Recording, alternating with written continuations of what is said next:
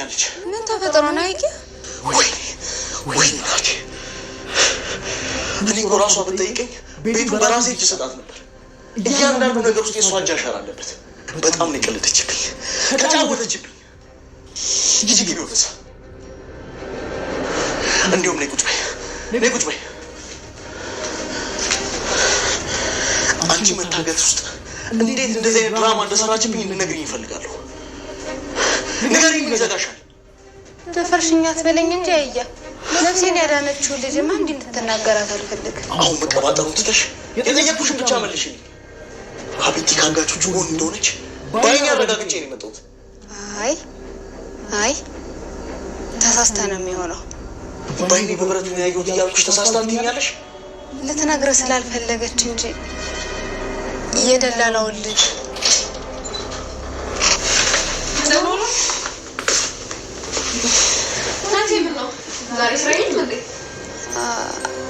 አሞት ነው የወጣ።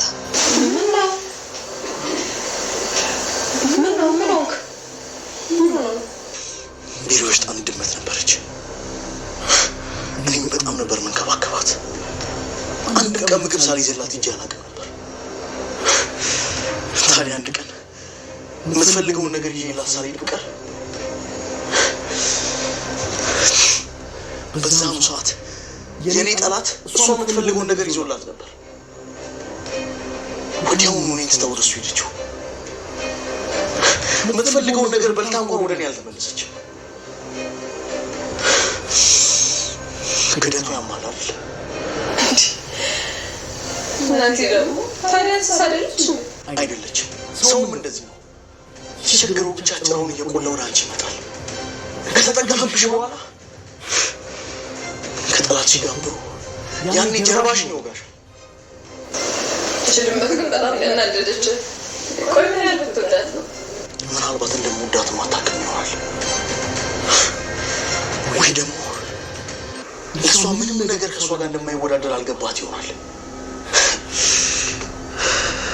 አይኔ እያየ ጠላት እቅፍ ውስጥ እየሮጠች ጋ ነው የገባችው። አያ ተወው በቃ። ድመቷ ተመሳስላብህ ነው። ዛሬ ብቻ ስላየሃት እርግጠኛም አትሆንም። አንቺም ድመቷን ታውቂያታለሽ? አዎ እህቴ፣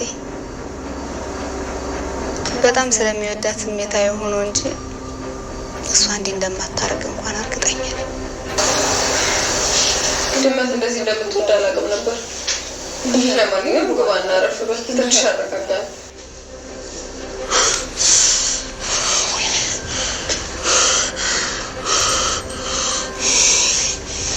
ሄሎ ኗር፣ የት ነው ያለው?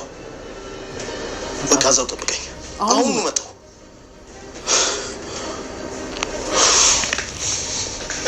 እና ወዴት ነው?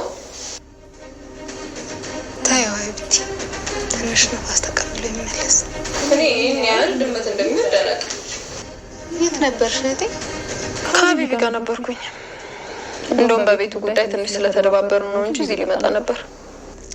ለዛ ነዋ።